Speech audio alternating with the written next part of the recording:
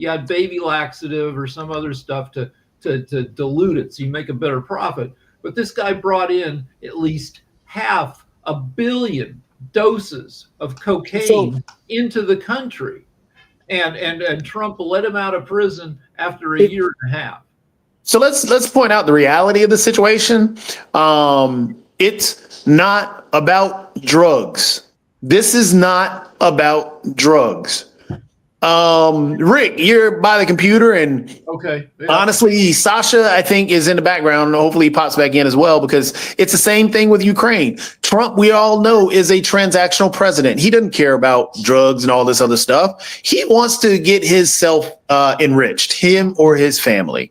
He wants to stay in power. He doesn't want to be checked by anything. So, Rick, Venezuela.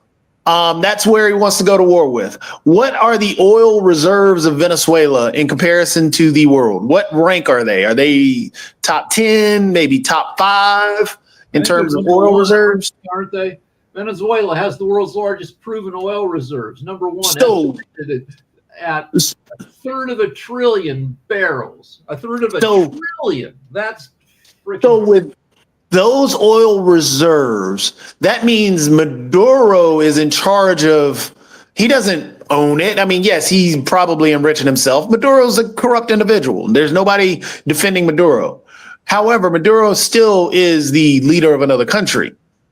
So Trump being transactional, Trump having backers in the oil industry, as we know that he does. And if we do a regime change in Venezuela, do you think we could tap those oil reserves? We could make a deal. I mean, there's several things going on. All right, so they got a ton of oil. Trump doesn't like Maduro's a dictator. He's on shaky ground because he was elected he didn't get a majority of the votes. So the other candidate did, but Maduro rigged the election.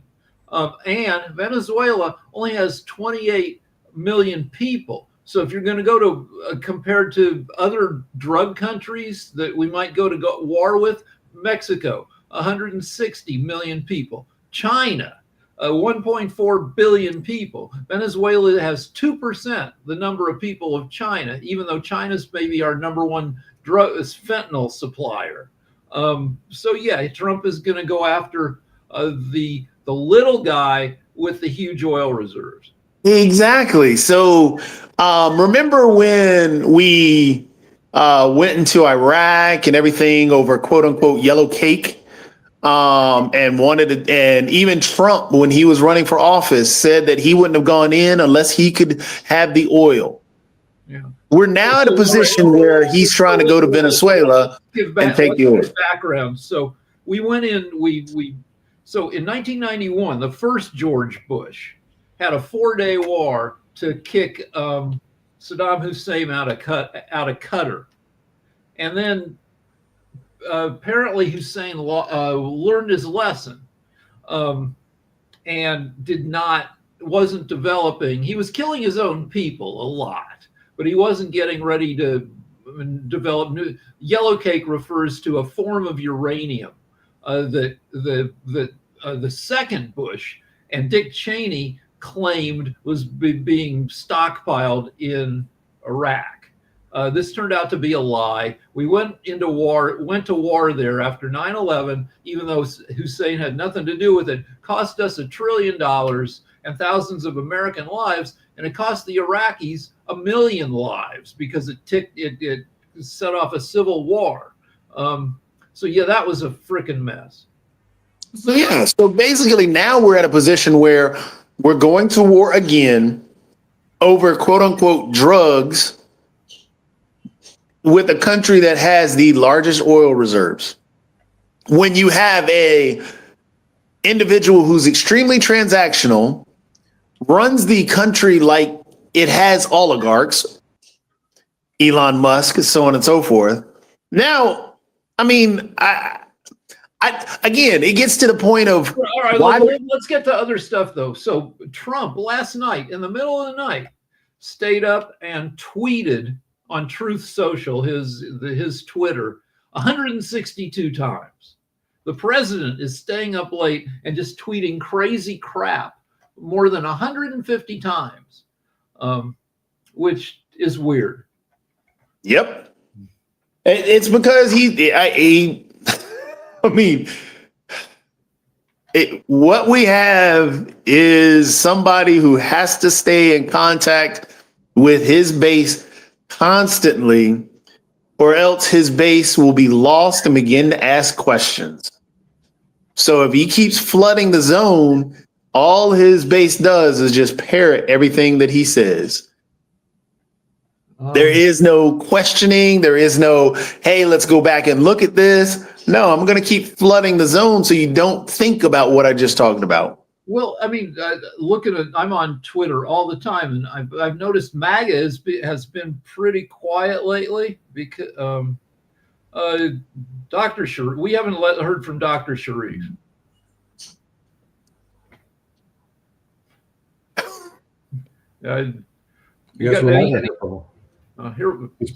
He's pretty quiet, but as I say, there's two sides to it, but Dr. Sharif, can you hear us? Yes, I can hear you. Okay. So anyway, we should have you weigh in on something, so it's not just the let's say bad things about Trump hour. Mm-hmm. Okay. You want my comments about Trump issues or no, like anything, probably not about Trump, because most of the stuff we're talking about is Trump. And we can't have it can't be Trump all the time. Okay. I just want to share some of the good things. Like recently we published a very good book in Bangladesh and in USA. It's based on Green Family Action, like how the like different kind of actions will help to develop a better family. So when I work with Professor Dave and me for these particular issues and World Talent Economic Forum, so we build up different innovative solutions. We build up different startup, and we find that it has a very positive things. What I always discuss that the California startup, they do focus on emerging economy. So when I introduced this solution, Green Action Book, also I introduced this Kokoro, this Wisdom app. I find that different religious institutions like mosque, they become very interested. I never thought that they will be very interested. And today we deploying these things with 800 members. And I find that even the mosque, even though it's a religious institutions, they are thinking positive way, they are thinking in effective way, and they are thinking that how they can collaborate with Western world. So this is the things I just want to share. Some point I find many of our Western friends, this is logical because they has to face all of the 111s or 911s and all of the negative things, but they have Islamophobia. They think that those who are religious or something, they are not advanced, they are not educated, and they do not like the Western world. So I believe that this is one of the opportunities we can develop a better society, better world based on knowledge sharing, based on open business opportunity, based on even Pot TV, like how we can come together, discuss together, go for the global dialogues, collaborate together. This is a platform, and this can be a very good example for this global community. So I write also a book. It's called Silk Route 3.0, how the global North and global South, Asia, and this North American community and European community can work together, and they can build new innovations and they can build new business. Overall, one thing is very important for me, how I see this Western world leader, even though Trump, definitely, I respect him, taking all of the initiative and other things. As a intellectuals, I request all of the Western world intellectual that you should understand this global culture and community in an effective way. All of the people are not terrorists. All of the immigrants are not bad. All of the developing nations or third world country, not bad. Every country has better opportunities. Every country has good men. Every country has knowledge oriented society. So I believe this Pot TV, how you developing your dialogue and shows, you maybe in the future you can organize more show based on Bangladesh, based on India, based on Saudi Arabia, based on Africa, or based on Brazil. By this way, we can understand each other's and we can understand the cultures. And this is very, very important. Through these shows, we need to develop better leaders for this world. So hopefully, Nick, you are a great man. I know you are a great scholar, great professor. I always love your support. Hopefully, your Pot TV, not only a media, it's like a catalyst. It's like a leadership development platforms. Hopefully, we can collaborate more cultures and more diversified issues. And you say, I hear from you, the Western world, large media, they never care about Bangladesh, but you care. Western world, large media, they never care about Africa or India. You care about these things. So why don't you make it big?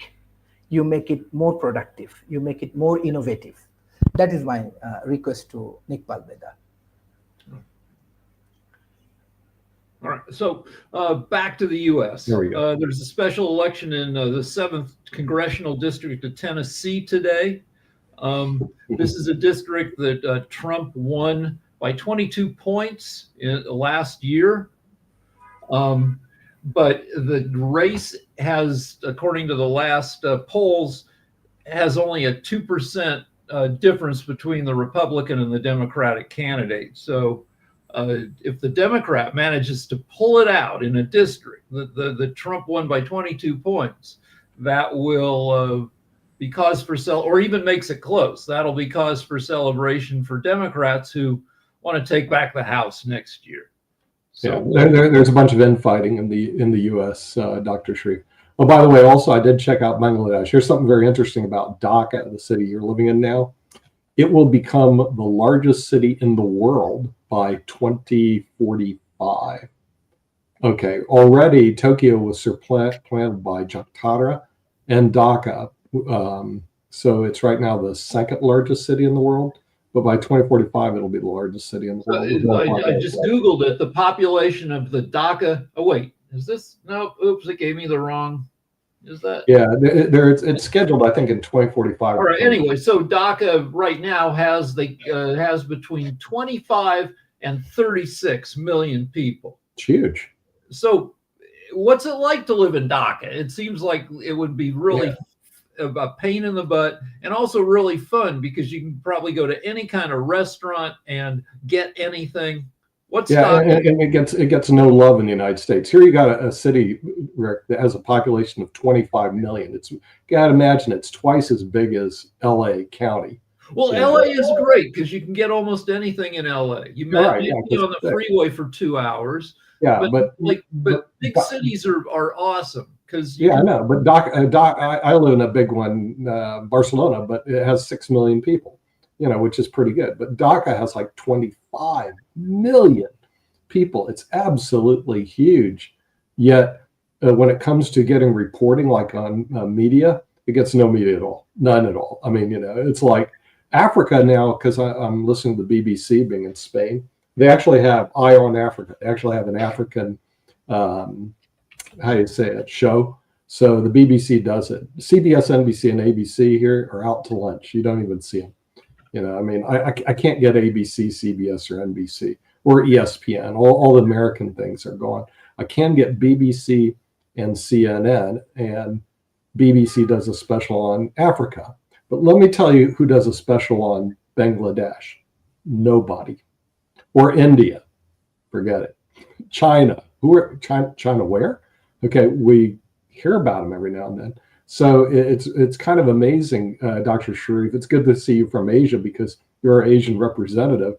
That these other channels ignore, at least in the United States, they ignore Asia, and frankly, even in Europe.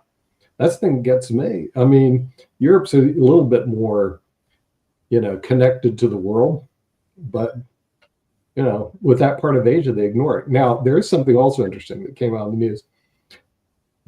Where they're getting a lot of traction is Phuket Thailand. They had, you'll love it. There's 2.8 million people that fly, 2.8 million people fly annually from London to Phuket, Thailand. So many people are going to Phuket that Air France has now bought a 777 to run a nonstop from London to Phuket, Thailand, because it can go that far nonstop. That's by the way. The Britons love going to sunny countries because right now in Britain the sun goes down at like a quarter of 4. It's so people get away. Well, Britain as far north as like Calgary. I mean, it's like people don't realize how far north. London is like Calgary. It's like way up there. Yeah, that's why we some of our greatest Christmas literature comes out of England with Charles Dickens, because the days are so short and wet and just miserable that Britain had to go crazy with Christmas. So you spend the holiday season full of really good food and drunk. Yeah, well, that's the reason the British Empire really expanded, is because it really sucks to be in Britain. So they figured they'll go and take over their countries so they don't have to live there year-round. Because Britain, I looked at that as a place to live, but I couldn't handle the weather. I was going, and the depressing fog that comes over the British Empire, even during the summertime. My wife is freaking out. We're going to visit our kid, and she's like bringing out the long underwear, and she's like worried about me, and like, what are you going to do? And that we're it's going to be 48 degrees Fahrenheit, and like we're from LA, and how are we going to deal with that? Oh, that's warm in Britain. It's 48 Fahrenheit. It may even get colder than that. Well, but we'll be okay. You just you run from place to place. Yeah, well, and then the thing is, you have an ultimate escape. You're going to fly out of there. You're going to fly eventually and leave. So it's like I said, it's kind of a different story to be there. But Spain, like I said, is getting a lot of people coming in.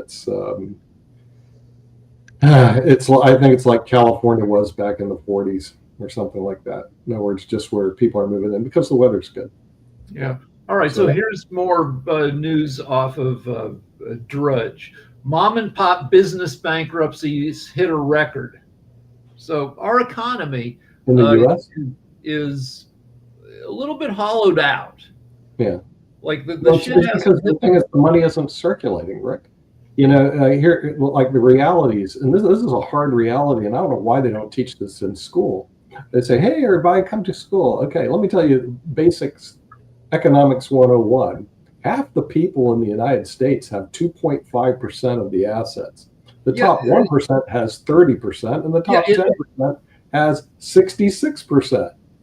Okay, so if you're in the top 1%, 10%, you're doing good.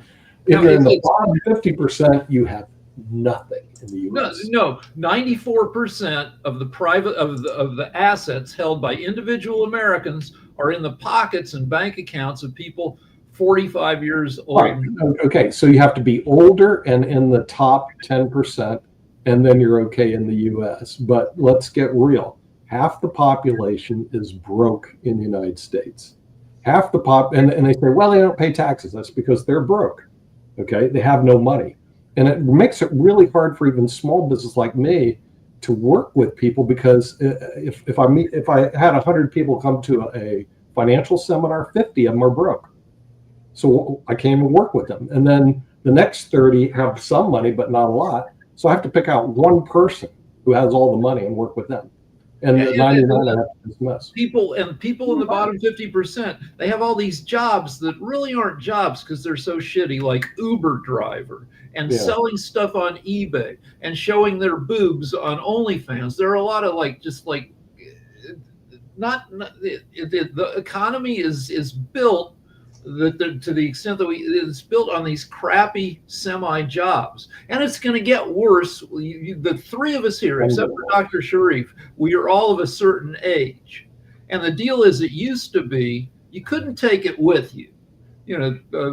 People get into their 70s, 80s, 90s, they pass away, and at least that money goes back into the economy via the people who inherit the money. However, we are gonna, in the next couple decades, we're gonna be taking it with us by not dying.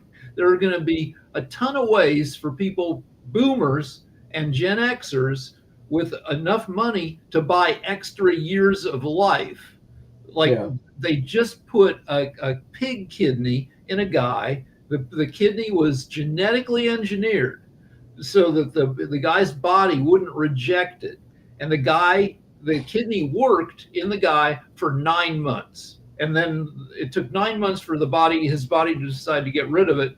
Now they took it out. Now he's back on dialysis. But for $100,000, eventually the pig kidneys are going to get even better. For $100,000, if you could get another 2 years of not being on dialysis, another 2 years of life, you would buy a pig kidney. And rich older people there are going to be all these opportunities for boomers like us to extend our lives by spending a ton of money. And that's money that's not going to their heirs. That's, it's going to make things. It's not gonna circulate in the economy. And see, that's the real problem. Money is like blood, and if it circulates, the body moves and does real well. But let's say it gets trapped somewhere, like in old people, which is what's happening. Then all of a sudden, the young people, they don't have access to capital. They don't have access to capital. They have no money. They can't make enough money. It's like they're in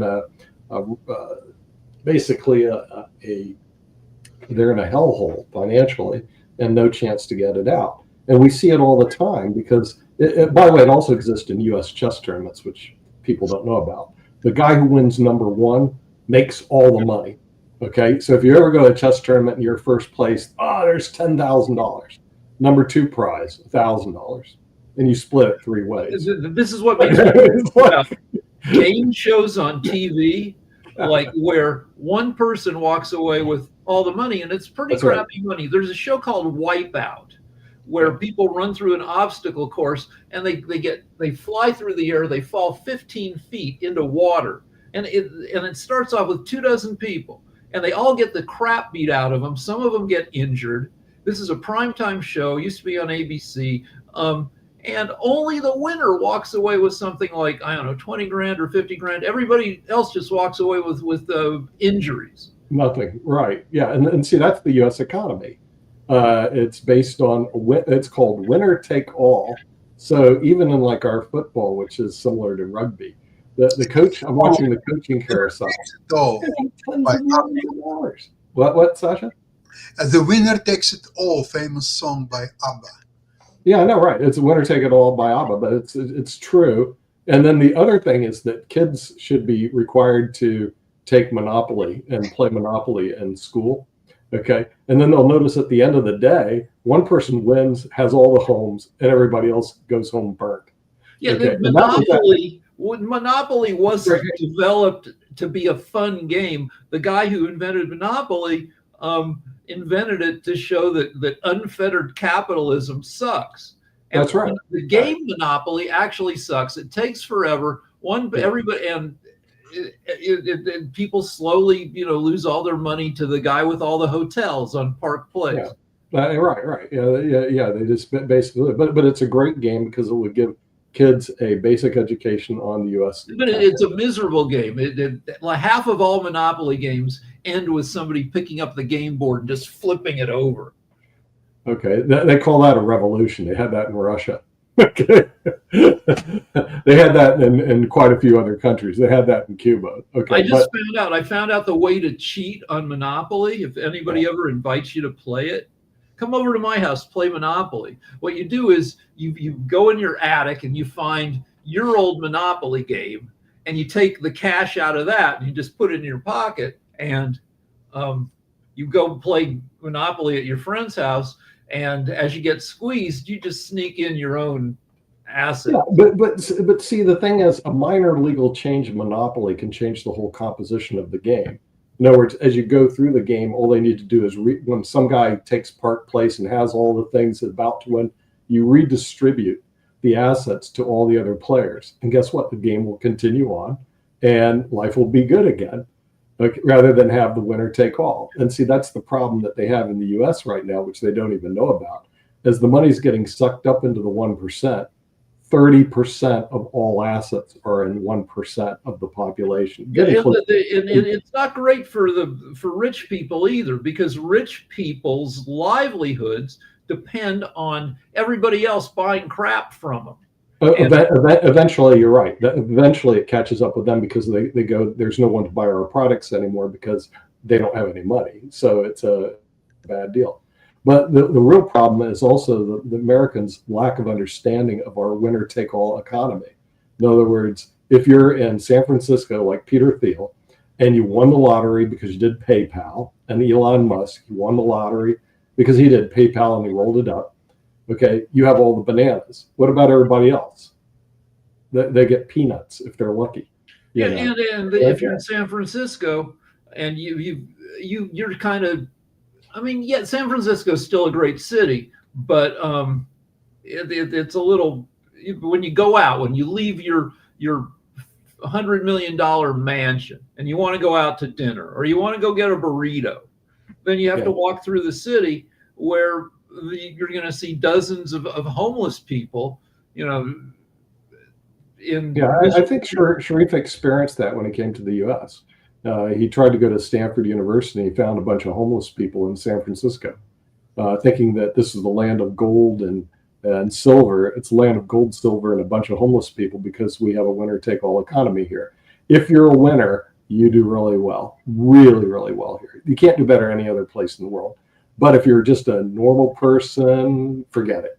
You know, California is still a great state. We have 40 million people. The standard of living is pretty high, but we have 100,000 homeless people. You know, the 70,000 in LA and 20, 30,000, I think, up in San Francisco. Bay. And so wherever you go, you're going to see a certain amount of human misery. Yeah, it's a difficult problem that's not being addressed adequately. Otherwise, the problem will be solved. They have homeless people here in Spain, but they're very few and far between. I mean, it's really, I saw, I think, one the other day, but I could go weeks without seeing a homeless person in Spain, literally, because they just don't have it. They have a constitutional provision. Everybody has a right to a dwelling. Now, how they enforce it is a different story, but they actually do. In other words, people, in the States, they have constitutional free right to speech, free right to carry a gun, but no right to live in a home. Doesn't exist. So some what I would call basic fundamental rights are lacking in the United States. It's not constitutional that you're entitled to a dwelling, and that's kind of a minimal thing to give people. Really, is a roof over their head. I mean, and there's plenty of places to do it. The U.S. isn't interested in it. They don't mind the winner take all. Start. Something on different topic. I just read very interesting article, or 3 pages in Toronto Star, the most popular paper in Toronto. And the issue, or at least what they were discussing in that article, was that lying by the top politicians gives them incredible advantages. And some countries, one of them Welsh, and now Canada, are taking upon themselves a mechanism to punish outright lies performed by politicians. They're analyzing all different situations. They're analyzing why lie gives you enormous advantage. Because at the point of your lie, most of the people are convinced that that's true. So they cannot immediately refute it or even analyze it or anything. So let's see if there is an interview of Trump, for example. He says, U.S. economy is flying. The standard of living goes much higher. There is much less unemployment and all other stuff, which obviously is not true. But people listen to that and they make conclusions. Oh, really? Okay, so the economy is doing really well. The people are having a lot of jobs, well-paying jobs and all that stuff. And it will take a while where somewhere underneath of that, there will be analysis at this this is not so. This is outright lie. The unemployment is actually getting higher, but it's lost momentum. People are already busy with something else, so they were fed obvious lies, get advantage thanks to these lies, and move on. And people who were lied to, they move on, convinced that what they heard is true. So there are now certain things are being discussed and will be established. I'm not so sure about Welsh, how they're doing well with that. But in Canada, there will be a few laws and implementation against outright lying by the politicians. Yeah, the U.S. I mean, the U.S. should have something like that on our news channels, where, you know, if you look at a news channel at CNN or Fox, or there's a where or look at this screen here that we're on. There's so much stuff. There's four heads, captions. There's a scroll. There's a clock. There's a logo. We have no problem with absorbing all this information because we're used to it now. So you could run down 1/3 of the screen. You could run a fact check bar where people come on a show, a news show, and they start, a senator, a congressperson, and they start spouting lies. Somebody in the studio is typing away and offers facts that either support or refute what the spokesman is saying.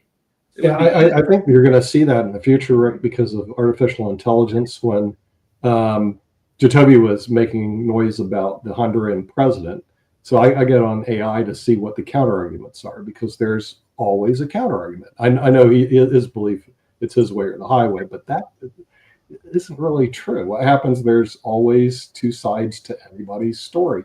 The counter argument that showed up on the internet was basically he was a head of state. And basically, their arguments were that he was convicted basically on hearsay as opposed to hard, concrete evidence. So that's the reason for the release. Whether that part is true or not, I don't know, because I didn't watch the trial intimately, etc. But there is a policy that you don't imprison heads of state. So there are counter arguments. Like I said, it's not a one-way street. That would be great to read on the screen. I know that, but like I said, in the future you're going to be able to do that because AI. Right now we can't do it because that moving bar below, I can't just throw an AI up there. In other words, where it scrolls across. But eventually you're going to be able to do it, and artificial intelligence will make a big impact on the media. Listen to this, Dr. Sri. It will make a biggest impact on the media, because you're going to be able to quickly do these fact checks using AI.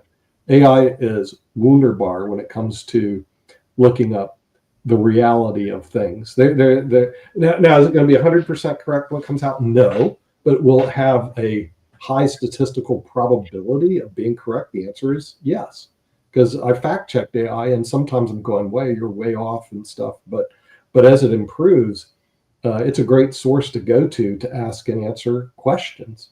You know, like I was yelling at my conservative friend Lance on our show, and Lance threw out like a number. He said that London is 65% Muslim, and that's ridiculous. And a quick fact check shows that it's 15% Muslim. Right. Yeah, that's what I'm saying. They embellish the facts. Is really they'll embellish it, like they'll say it's really what you said, 15%, and someone will say it's 65%. It's not, you know. But I think in the future you're going to see AI being the moderator of the unfortunately the media's incredible lack of veracity, and it's real tough right now. I just fact check everything through media, but like I said, I argue with Jacoby all the time. But even if I showed the facts, he'll ignore it. I mean, he's basically a Republican who's a Democrat, because he reminds me of my Republican friends, because when I show them the facts and I say, well, the Democrats are right, they'll ignore it. And he does the same thing, except he's... But every time you say something, the screen can say, well, yeah, but maybe this. Yeah, but maybe that. That's what I'm saying. There's always other... arguments. Like you make a point, you go this, but the screen can say, yeah, but what about this? Which, like, we don't. I've heard nothing about, the Honduran, exactly why the Honduran. We hear these main talking points and nothing else. Right. Yeah, you hear talking points. Well, and I don't even know if their arguments are strong to release them, because when I was even looking through the AI thing, it looked to be kind of weak. But he got a 40-year prison sentence. You don't give somebody 40 years without compelling evidence. Yeah. So yeah, that's what I'm saying. It does have it does have a little bit of problems in it, and it's just the way it is. But what way it is right now for us is we're going to have to go. I do know we have the Ukraine show coming up. Speaking of looking for the truth, you got to find the truth of what's going on in that war in Ukraine, and World Talent Economic Forum later on. So for those people who are following that, you can see that on the Pod TV network. In the meantime, we'll see you tomorrow, and hopefully Mark will be joining us, or actually leading the parade. We'll see you tomorrow. Bye.